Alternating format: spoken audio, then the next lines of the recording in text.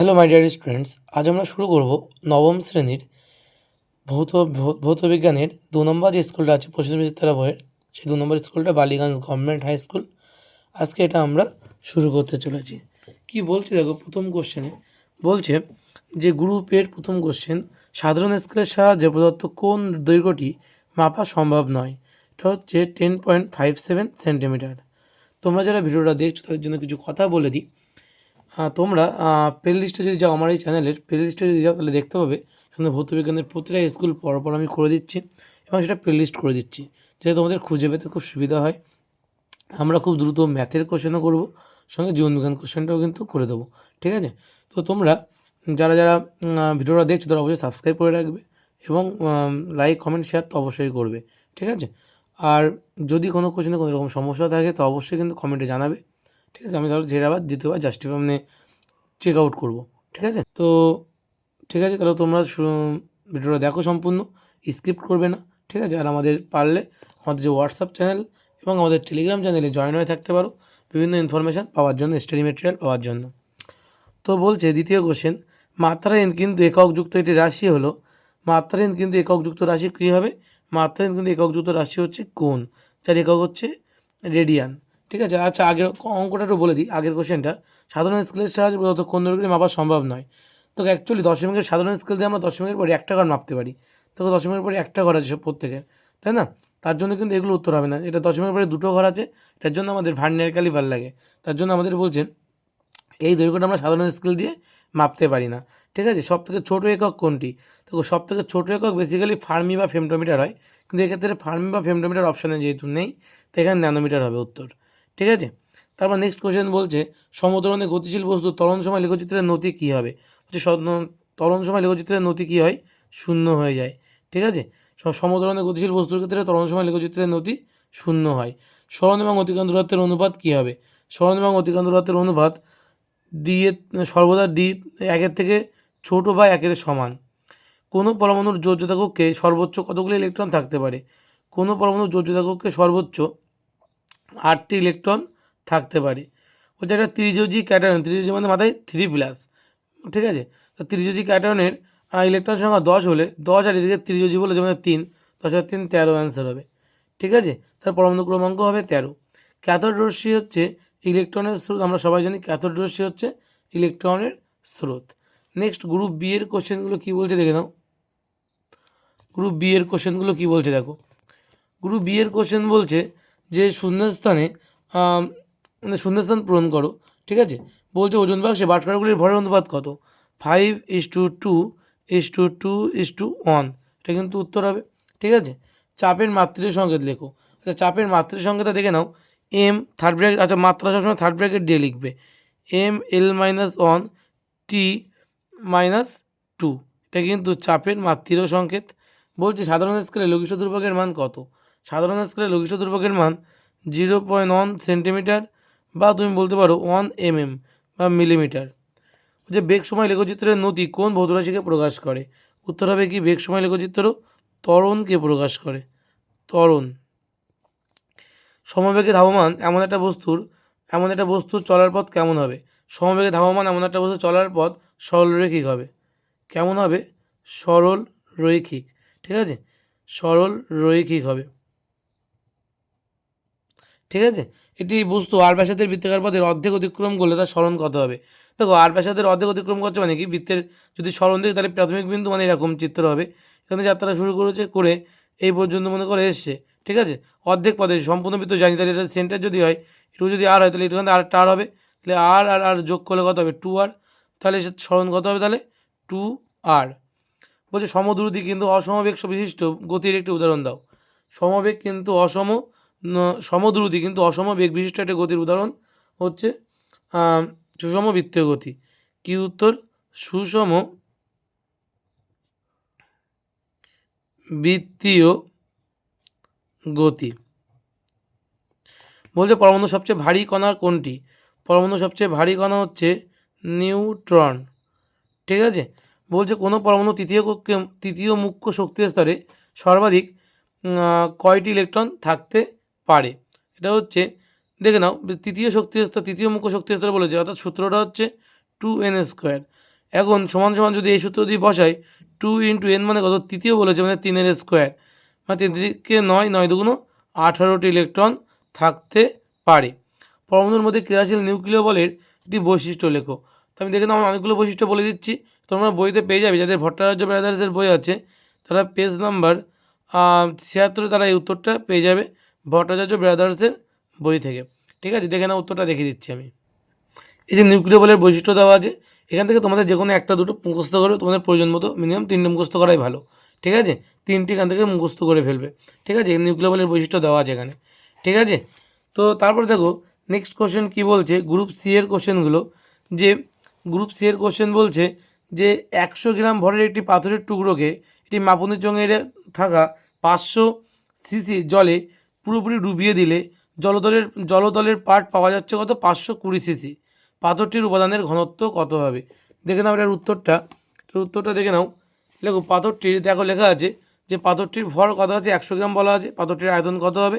দেখো 520 সিসি ডোবানোর পরে, আর ডোবানোর আগে ছিল 500, তাহলে পাথরের আয়তন কত হবে? তাহলে 520 থেকে 500 বাদ গেলে 20 সিসি পাথরের আয়তন। তাহলে পাথরের মানে ঘনত্ব যদি বের করতে হয় তাহলে ভর বাই আয়তন, ঘনত্ব ইজিক্যাল টু সূত্র কি, ভর বাই আয়তন। ভর মানে পাথরের ভর 100 আর পাথরের আয়তন 20 সিসি, তাই তো? তাহলে 100/20 কাটাকাটি করলে 5, তাহলে 5 গ্রাম পার সিসি, এটাই কিন্তু আমাদের অ্যান্সার হবে। আশা করি বোঝা গেল। 5 গ্রাম পার সিসি, এটাই কিন্তু আমাদের অ্যান্সার, 5 গ্রাম পার সিসি। তারপরে বলেছে তোলা যন্ত্র সুবেদী হবার দুটি শর্ত লেখো। এটা তোমরা পেয়ে যাবে পেজ নাম্বার 13 পাতায়, ভট্টাচার্য ব্রাদার্স বইয়ের পেজ 13তে এটা তোমরা পেয়ে যাবে। ভট্টাচার্য ব্রাদার্স আমি দেখিয়ে দিচ্ছি উত্তরটা তবুও। তোলাযন্ত্র সুবেদী হবার শর্ত: 1 নম্বর, তোলাদণ্ডের বাহু দুটি দীর্ঘ এবং হালকা হওয়া প্রয়োজন। তোলাপাত্র দুটি হালকা হওয়া প্রয়োজন। আর 3 নম্বর, তোলাদণ্ডের ভারকেন্দ্র তোলাদণ্ডের আলম্বের নিচে যতটা সম্ভব কাছে থাকা প্রয়োজন। সূচকটি লম্বা হওয়া প্রয়োজন। এই 4টে এখানে দেওয়া আছে। ঠিক আছে, আমি কালকেই বলেছিলাম, যখন আমি ফার্স্ট স্কুলে যখন করেছিলাম তখন বলেছিলাম যে এই কোশ্চেনটা কিন্তু সুবেদী তোলা কাকে বলে যেমন ইম্পর্টেন্ট, সেটা এই কোশ্চেনটা কিন্তু ইম্পর্টেন্ট। আজ আমি আরেকটা কোশ্চেন বলে দিচ্ছি, এই কোশ্চেনটা কিন্তু মারাত্মক ইম্পর্টেন্ট। ঠিক আছে, তো তোমরা কিন্তু এগুলো ভালো করে করবে। ঠিক আছে, নেক্সট কোশ্চেন দেখো কী বলছে, একক সহ একটি স্কেলার এবং একটি ভেক্টর রাশির নাম লেখো যাদের একক 3টি মৌলিক একক দ্বারা গঠিত। ঠিক আছে, উত্তরটা দেখে নাও কী হবে। দেখে নাও এটার উত্তরটা কী হবে। বলছে একক সহ স্কেলার রাশি 3টি মৌলিক একক দিয়ে গঠিত একটি স্কেলার রাশি হচ্ছে, স্কেলার রাশি কী হবে, স্কেলার রাশি কী হবে আমাদের, স্কেলার রাশি কিন্তু কার্য, স্কেলার রাশি হবে কার্য। ঠিক আছে, এবং ভেক্টর রাশি কী আছে, ভেক্টর রাশি হবে, ভেক্টর রাশি কিন্তু বল। ঠিক আছে, আমি বলে দিচ্ছি কোনটা কোন কোন মৌলিক একক দিয়ে গঠিত। বল হচ্ছে ভেক্টর রাশি। কার্যের মধ্যে মৌলিক একক কী কী আছে, ভর আছে, দৈর্ঘ্য আছে এবং সময়, দৈর্ঘ্য এবং কী আছে, সময় আছে। এবং বলের মধ্যে কী কী আছে, ভর, দৈর্ঘ্য এবং সময়। এখানেও কী আছে, ভর, দৈর্ঘ্য, ঠিক আছে, এবং সময় আছে। আশা করি বোঝা গেল। ঠিক আছে, একটা স্কেলার রাশি তাহলে কী কার্য এবং একটা ভেক্টর রাশি হচ্ছে বল, যারা 3টি মৌলিক একক দিয়ে গঠিত। এটা কিন্তু খুব ভালো একটা কোশ্চেন, কিন্তু ভীষণ ইম্পর্টেন্ট একটা কোশ্চেন কিন্তু এটা। ঠিক আছে, নেক্সট কোশ্চেন কী বলছে, আমি একটা বললাম কার্য, এই স্কেলারটা প্রথমে দেওয়া আছে, তাই তো? স্কেলার হচ্ছে কার্য আর ভেক্টর হচ্ছে বল। বলছে তারপর বৃত্তীয় গতি এবং ঘূর্ণন গতির মধ্যে পার্থক্য উদাহরণ দিয়ে বুঝিয়ে দাও। এটা তোমরা পেয়ে যাবে রায়মার্টিন যে মানবইটা তোমাদের আছে তার 13 নম্বর পাতায় পেয়ে যাবে রায়মার্টিনের বইতে। আমি দেখিয়ে দিচ্ছি যাদের বই নেই তাদের জন্য। তো দেখে নাও উত্তরটা, 13 নম্বর পাতায় কিন্তু রায়মার্টিন বইতে আছে। এটা 13 নম্বর, এটা 46 নম্বর পাতায় আছে। এটা 13 নম্বর বলা ভুল, এটা 46 নম্বর পাতায় কিন্তু আছে, দেখে নাও। এই যে দেওয়া আছে বৃত্তীয় গতি এবং ঘূর্ণন গতি, এখানে কিন্তু উদাহরণ হচ্ছে সংজ্ঞা, গতিপথের প্রকৃতি, গতির মাতৃকতা, তার বিন্দুধর্মিতা এবং অক্ষের অবস্থান।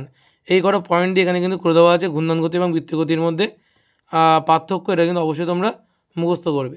ঠিক আছে, নেক্সট কোশ্চেন কী বলছে দেখো। নেক্সট কোশ্চেন বলছে একটা ব্যক্তি পূর্ব দিকে 12 মিটার এবং হচ্ছে উত্তর দিকে 5 মিটার হাঁটলো, ব্যক্তিটির স্মরণ কত হবে? তা দেখো অঙ্কটা দেখে নাও, এটা কিন্তু খুব সহজভাবে করা যায়। আমি খাতায় করা আছে, খাতাটাকে বুঝি, তারপর বইতে বলে দিচ্ছি বইটা কোথায় আছে। দেখো ব্যক্তিটির স্মরণ কত হবে, রোবার 12 স্কোয়ার প্লাস 5 স্কোয়ার মানে 144 প্লাস 25। দেখো জিনিসটা কীভাবে হচ্ছে দেখে নাও। পিথাগোরাসের উপপাদ্য তোমরা জানো, তো লোকটা প্রথমে উত্তর এদিকে গেল 12 মিটার, তারপর এদিকে গেল কতটা, এদিকে গেল 5 মিটার। ঠিক আছে, তার মানে লোকটা সরণ কত হবে, তাহলে প্রাথমিক বিন্দু আর অন্তিম বিন্দুর মধ্যে দূরত্ব, তার মানে এটা অতিভুজ। এটা যদি ভূমি হয়, এটা যদি লম্ব হয়, তাহলে কি √ লম্ব স্কোয়ার প্লাস ভূমি স্কোয়ার, মানে 5 স্কোয়ার প্লাস 12 স্কোয়ার, মানে 144 প্লাস 25 মানে 169, 13 তার 169, অর্থাৎ 13 মিটার হচ্ছে আমাদের অ্যান্সার হচ্ছে। ঠিক আছে, এইভাবেই কিন্তু ব্যাপারটা আসে, কারণ এটা 90 ডিগ্রি, কারণ এখানে পিথাগোরাসের উপপাদ্য অ্যাপ্লাই করা যায়। ঠিক আছে, তো আমি যদি বইতে বলে দিই, তাহলে বইতেও এটা আছে, আমি বইতে বলে দিচ্ছি কত নম্বর পাতায় আছে। ছায়া প্রকাশনের বইতে মেবি এটা আছে, চলো দেখে দিই।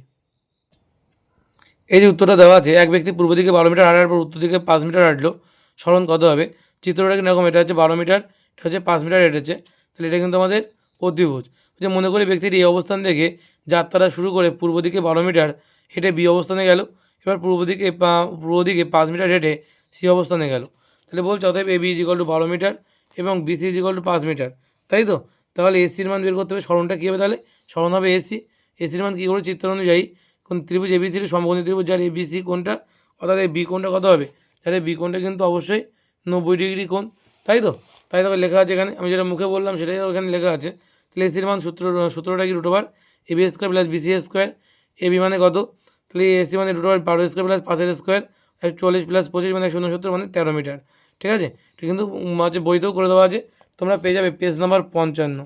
তো তোমরা কোথায় পেয়ে যাবে, ছায়া প্রকাশনের বই যাদের আছে তারা পেজ 55টা কিন্তু এটা পেয়ে যাবে।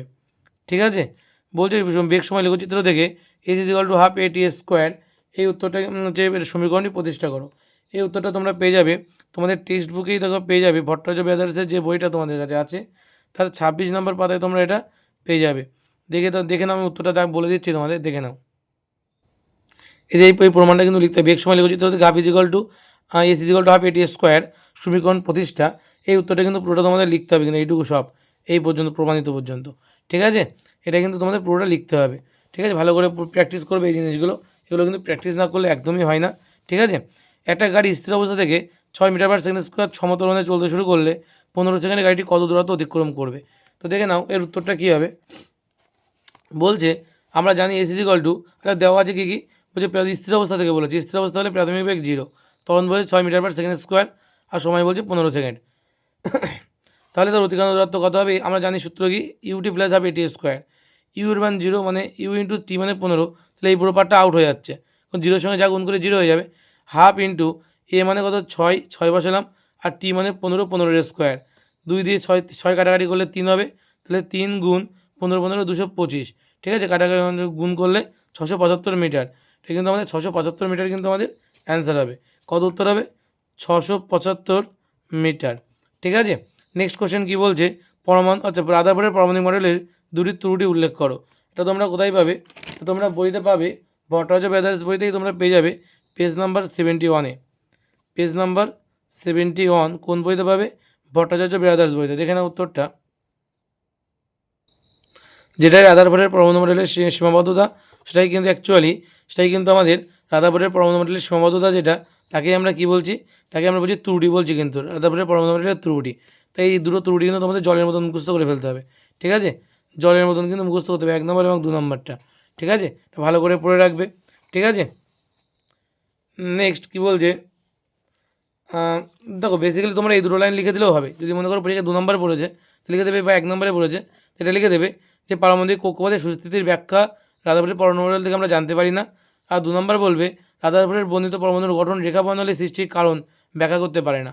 এই দুটো লাইন লিখে দিলেও কিন্তু উত্তর ঠিক। তোমরা চাইলে পুরো ব্যাখ্যাও করে দিতে পারো, চাইলে এই মোটামুটি এই 2 লাইন, এই লাইনটা এবং এই লাইনটা, ঠিক আছে, উত্তর লিখে দিলেও কিন্তু উত্তর হবে। ঠিক আছে, আশা করি বোঝা গেল। নেক্সট কোশ্চেন কী বলছে দেখো, বলছে পরমাণু এবং আয়নের মধ্যে দুটি পার্থক্য লেখো। পরমাণু এবং আয়নের মধ্যে দুটি পার্থক্য, আমি দেখো ছোটো করে আমি লিখেছি, তবুও আমি বইতে তোমাদের বলে দেবো। ঠিক আছে, আমি যেটা লিখেছি সেটাকে দেখিয়ে দিই। দেখো পরমাণু এবং আয়নের মধ্যে পার্থক্যটা তোমরা এখান থেকে পেয়ে যাচ্ছ, যে পরমাণু এবং আয়ন কী বলছে, পরমাণু সাধারণত নিস্তরিত হয়, আর আয়ন ধনাত্মক বা ঋণাত্মক আধানযুক্ত হতে পারে, এবং বলছে পরমাণু কম স্থিতিশীল এবং বেশি সক্রিয় হয় নিষ্ক্রিয় গ্যাস ছাড়া। ঠিক আছে, আর আয়নেরা গিয়ে সাধারণত বেশি স্থিতিশীল হয়, কারণ এরা ইলেকট্রন গ্রহণ এবং বর্জন করে, তো তাই এরা বেশি স্থিতিশীল হয় কিন্তু। ঠিক আছে, এই হচ্ছে পরমাণু এবং আয়নের মধ্যে পার্থক্য। তোমরা এটা পজ করে খাতায় লিখে নিতে পারো, ভিডিওটা পজ করে খাতায় লিখে নিতে পারো। তাছাড়াও আমি তোমাদের বলে দিচ্ছি, তা তোমরা ছায়া প্রকাশনের যে বইটা আছে সেই বইতে তোমরা এটা উত্তরটা পেয়ে যাবে 154 পাতায়, ঠিক আছে, পেজ 154 পাতা স্যার বই, ঠিক আছে। তো পেজ 154 পাতায় তোমরা দেখে নাও এটা উত্তরটা, ঠিক আছে। এই যে দেওয়া আছে পরমাণু এবং আয়নের মধ্যে পার্থক্য, এখানে দেখো আরও শর্টকাট করে দেওয়া আছে যে পরমাণু তড়িৎ নিরপেক্ষ বা তড়িৎ নিস্তরী যেটা বলছিলাম, আর ধনাত্মক বা ঋণাত্মক তড়িৎগ্রস্ত কণা আয়ন, সাধারণত আয়ন অপেক্ষা পরমাণু কম সুস্থিতি, অথবা পরমাণু অপেক্ষা আয়ন বেশি সুস্থিতি, পরমাণু উপস্থিত প্রোটন এবং ইলেকট্রন সংখ্যা সমান হয়, আয়নের প্রোটন এবং ইলেকট্রন সংখ্যা পৃথক হয়। এইভাবে কিন্তু আরও 2-3টে দেওয়া আছে, ঠিক আছে। যেমন তড়িৎ বিশ্লেষণের সময় পরমাণু তড়িৎ পরিবহন করে না, আর তড়িৎ বিশ্লেষণের সময় আয়ন তড়িৎ পরিবহন করে, এবং অনেক পার্থক্য এর মধ্যে দেওয়া আছে। তোমরা কিন্তু এখান থেকে তোমাদের পছন্দ 4-5টা কিন্তু মিনিমাম 3টে মুখস্থ করে রাখো, ঠিক আছে, মিনিমাম 3টে কিন্তু মুখস্থ করে রাখবে। তারপর বলেছে আইসোটোপগুলির রাসায়নিক ধর্ম অভিন্ন হয় কেন, এটাও তোমরা দুটো বইতে পেয়ে যাবে, তোমরা এটা রায়মার্টিন বইতেও পেয়ে যাবে, এবং তোমাদের যাদের স্যার প্রকাশনের বই তাদেরও পেয়ে যাবে। এটা পেজ নাম্বার 150 পাতায়, পেজ 150 স্যার প্রকাশনের বইয়ের এই উত্তরটা তোমরা পেয়ে যাবে। দেখে নাও উত্তরটা 150 পাতায় উত্তরটা আছে স্যার প্রকাশনের বইয়ের। এই যে বলছে কি যে একই মৌলের আইসোটোপগুলির রাসায়নিক ধর্মে অভিন্ন হয় কেন, এই যে উত্তরটা দেওয়া আছে এইটুকু উত্তর ভালো করে সবটা মুখস্থ করবে, করে কিন্তু এটা লিখে দেবে। যদি বলো না তোমরা তোমাদের এই বইটা নেই, তাহলে আমি বলবো 195 পাতায় রায়মার্টিন বইতে তোমরা পেয়ে যাবে, রায়মার্টিন বইয়ের 195 পাতা, ঠিক আছে, পেজ 195 কোন বইতে, রায়মার্টিন বইতে। দেখে না উত্তরটা দেখে দিচ্ছি, এটা কিন্তু লিখতে পারো যে এখান থেকে এই অবধি লিখতে পারো কিন্তু, ঠিক আছে, দুটো বইতে উত্তরটা দেওয়া আছে, যেটা হয় লিখে দেবে, ঠিক আছে। নেক্সট কোশ্চেন দেখো কী বলছে, বলছে 40-18 আছে এআর পরমাণুতে কোন কণা কত সংখ্যক আছে, দেখে নাও। এআর মানে আর্গন, আর্গন 40-18 কোন পরমাণু কতটা আছে তা দেখে নাও উত্তরটা। তো বলছে আর্গনের কত, বলছে 40 আর 18, দাগ নম্বর কত এটা কিন্তু গ্রুপ সি এর 8, গ্রুপ সি এর 8-এর দাগ, অর্থাৎ 3-এর 8 বলতে পারি আমরা, 3-এর 8। তো এতে যদি আমি প্রোটন সংখ্যা দেখি, আমি দেখতেই পাচ্ছি এর মধ্যে প্রোটন করা আছে 18টি আছে, ইলেকট্রন করা আছে 18টি আছে, নিউট্রন করা আছে, নিউট্রনটা কিন্তু 40 মাইনাস কত 18, 18 আর 20 40 মানে 22, তাহলে 22টা কিন্তু নিউট্রন, আর হচ্ছে প্রোটন 18টা এবং ইলেকট্রন 18টি, এবং ভর সংখ্যা কিন্তু 40, ঠিক আছে, ভর সংখ্যাটা কিন্তু 40 হবে, ঠিক আছে। কোন কত সংখ্যা কাছে বোঝা গেল, ঠিক আছে, এটা লিখে দেবে এখানে, ঠিক আছে। প্রোটন 18টি, ইলেকট্রন 18টি এবং নিউটন 40 মাইনাস 18 তার মানে 22টি, ঠিক আছে। তারপরে কোশ্চেন কী বলেছে যে মাপনীর চোঙ এবং স্টপওয়াচের সাহায্যে কল থেকে জল পড়ার হার কীভাবে নির্ণয় করবে, জল পড়ার হারকে কোন সিজিএস এককে মেজার করা হয়, ঠিক আছে।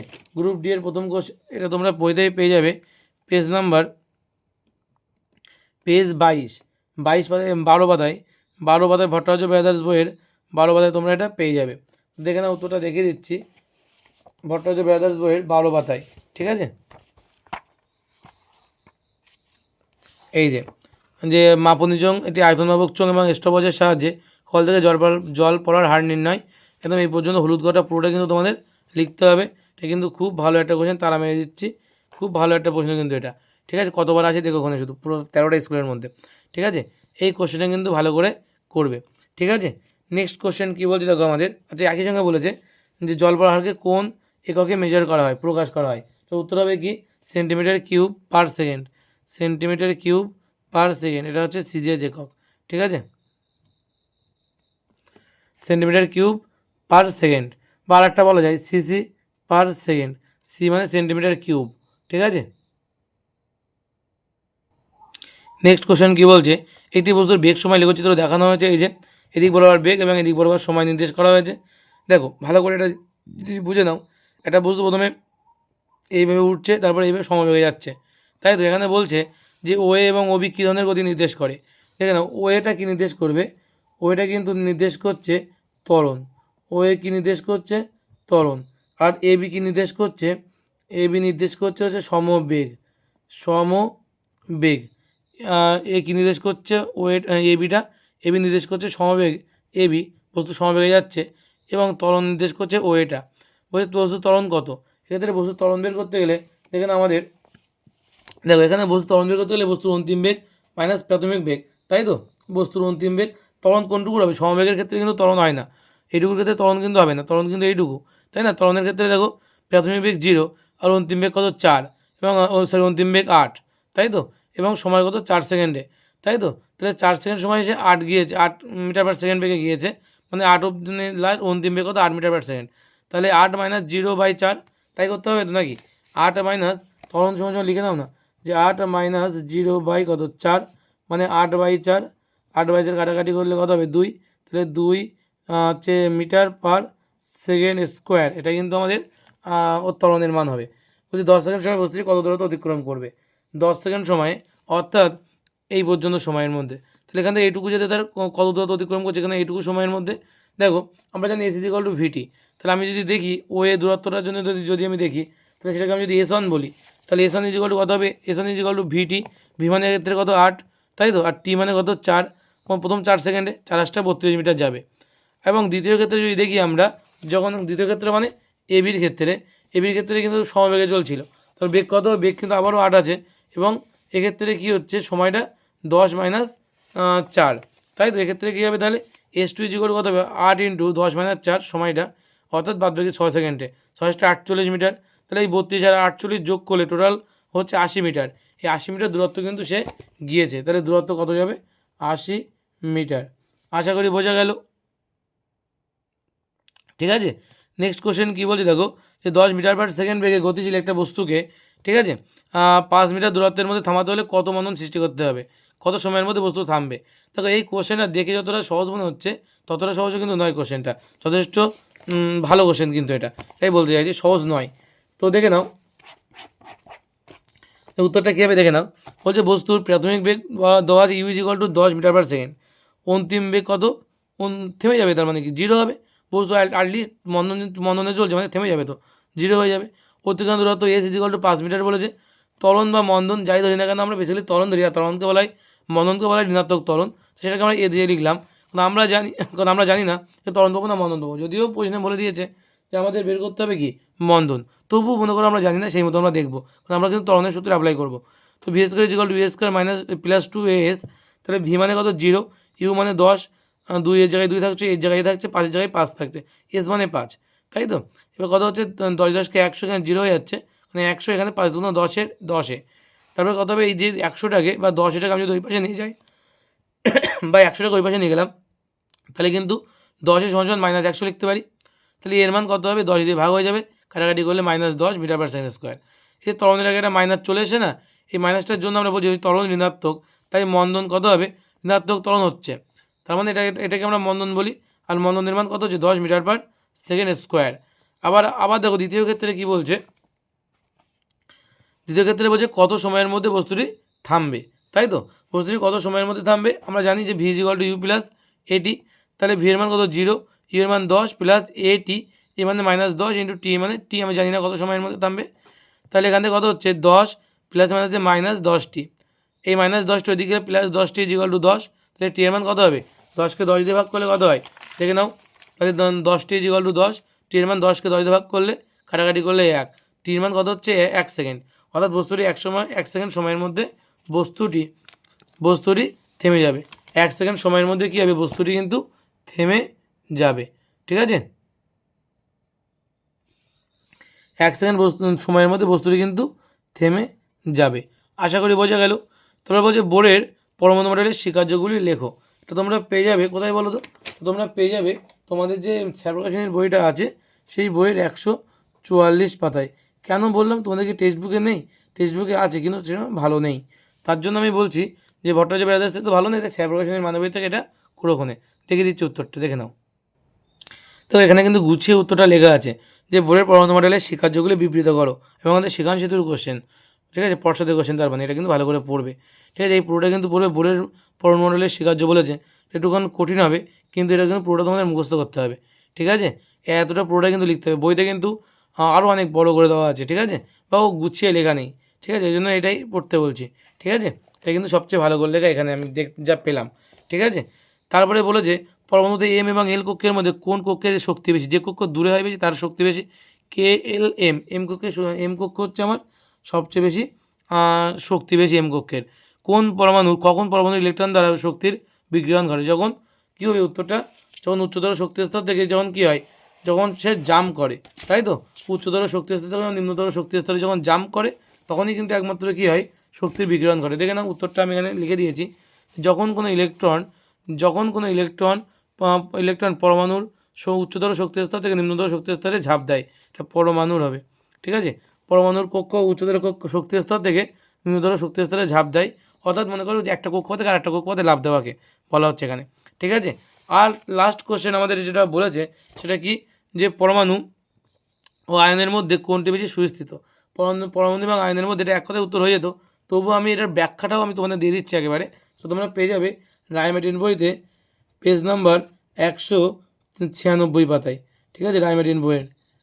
ঠিক আছে, দেখে নাও, আমি উত্তরটা দেখে দিচ্ছি তোমাদের।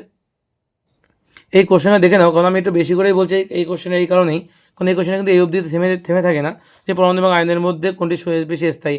আমরা সবাই জানি আয়ন কিন্তু বেশি স্থায়ী হয় বা সুস্থিত হয়, কিন্তু এর ব্যাখ্যাটা কিন্তু অনেক সময় করতে বলে। তার জন্য কিন্তু ব্যাখ্যাটা তোমরা অবশ্যই দেখে নেবে কেন এটা হয়। টেলিমার্কের ব্যতিক্রম আছে কিন্তু ফ্লোরিন। ঠিক আছে, এটাও কিন্তু তোমরা দেখে নেবে। ঠিক আছে, এই কোশ্চেনটা কিন্তু খুব ভালো একটা কোশ্চেন, এর জন্য আমি সবটাই তোমাদের দেখে দিচ্ছি। তোমরা কিন্তু অন্য যখন আমরা স্কুল করবো তখন কিন্তু এই কোশ্চেনটা বারবার ফিরে ফিরে আসবে। ঠিক আছে, তার জন্য কিন্তু সবটাই তোমাদের দেখে দিলাম। উত্তরটা তোমাদের বইতে না থাকলে, তোমাদের যদি এই বইটা না থাকে, তাহলে তোমরা অবশ্যই এই উত্তরটা লিখে নেবে। ঠিক আছে, লিখে নিয়ে কিন্তু মুখস্থ করে ফেলবে। আশা করি বোঝা গেল। এই ছিল আমাদের আজকে নবম শ্রেণীর যে ভৌতবিজ্ঞান, সেই ভৌতবিজ্ঞানের কিন্তু 2 নম্বর যে স্কুলটা সেটা কিন্তু কমপ্লিট হয়ে গেল। আমরা নেক্সট দিন যেটা দেখবো সেটা হলো 3 নম্বর স্কুল বালুরঘাট হাই স্কুলটা আমরা নেক্সট দিন দেখবো। তোমরা অবশ্যই কিন্তু ভিডিওটা লাইক করবে, কমেন্ট করবে, অবশ্যই একটা কমেন্ট রেখে যাবে, যেন তোমরা কমেন্ট দেখলে খুব ভালো লাগে। কমেন্ট দেখার পর আরও বেশি আমি আরও বেশি উৎসাহিত হই ভিডিও করার জন্য, এবং এই এত খাটাখাটি করে করার জন্য। প্রচুর খাটাখাটি করতে হয় এটার জন্য, তোমরা তো জানো না, যে প্রতিটা বইতে খোঁজাখুঁজি করে দেখা কোন বইতে কত ভালো লেখা আছে, কোনটা বেস্ট লেখা, এগুলো লিখে খুঁজে খুঁজে তোমাদের সামনে এনে দিচ্ছি। ঠিক আছে, তো তার জন্য তোমরা অবশ্যই লাইক করবে, কমেন্ট করবে, শেয়ার করবে। ঠিক আছে, এবং যারা এখনও পর্যন্ত সাবস্ক্রাইব করুন তারা অবশ্যই সাবস্ক্রাইব করবে। এবং আমাদের যে হোয়াটসঅ্যাপ চ্যানেলটা আছে, ডেসক্রিপশানে আমি লিঙ্ক দিয়ে দেবো, সেই হোয়াটসঅ্যাপ চ্যানেলে যুক্ত হয়ে থাকবে। যারা এখনও যুক্ত নেই তারা যুক্ত হয়ে থাকবে। বিভিন্ন স্টাডি মেটেরিয়াল সমস্ত ক্লাসের ওখানে দেওয়া হয়। তোমাদের 9, তোমাদের 10, যখন 10-এ উঠবে, 11-এ উঠবে, 12-এ উঠবে, সব স্টাডি মেটেরিয়াল ওখানে কিন্তু দেওয়া হয় অল সাবজেক্টের। শুধুমাত্র আমি ফিজিক্যাল ল্যাব 2.0 তার নাম, কিন্তু ওখানে কিন্তু আমার ইতিহাস ভূগোলের মাঝে মাঝে নোটপত্র আমি কিন্তু এটা আমি বিভিন্ন জায়গা থেকে কালেক্ট করে তোমাদের ওখানে দিয়ে দিই আমি। সুতরাং তোমরা কিন্তু ওখানে যুক্ত হয়ে থাকতেই পারো। বিভিন্ন প্রকার স্টাডি মেটেরিয়াল আমি কিন্তু দিয়ে থাকি, এবং আমার নিজের স্টাডি মেটেরিয়াল তোমাদের সব সমস্ত ক্লাসের দেওয়া হয়ে থাকে। এবং সঙ্গে তোমরা টেলিগ্রাম চ্যানেলে যুক্ত হয়ে যেতে পারো। ঠিক আছে, বিভিন্ন মক টেস্ট নেওয়া হয় ওই টেলিগ্রাম চ্যানেলে। ঠিক আছে, ওখানে কিন্তু তোমরা অবশ্যই যুক্ত হয়ে থাকতে পারো। তো তোমাদের পড়াশোনাটা আরও বেশি অগ্রগতির জন্য কিন্তু এটা করা হয়েছে, তো অবশ্যই থাকবে। আর খুব শীঘ্রই আমাদের একটা ওয়েবসাইট আসছে তোমাদের সুবিধার্থে, সেটাও তোমরা দেখতে হবে খুব শীঘ্রই। আর আজ এই পর্যন্ত 3 নম্বর স্কুল নিয়ে খুব শীঘ্রই ফিরবো। ততক্ষণে ভালো থেকো, সুস্থ থেকো, গুড বাই।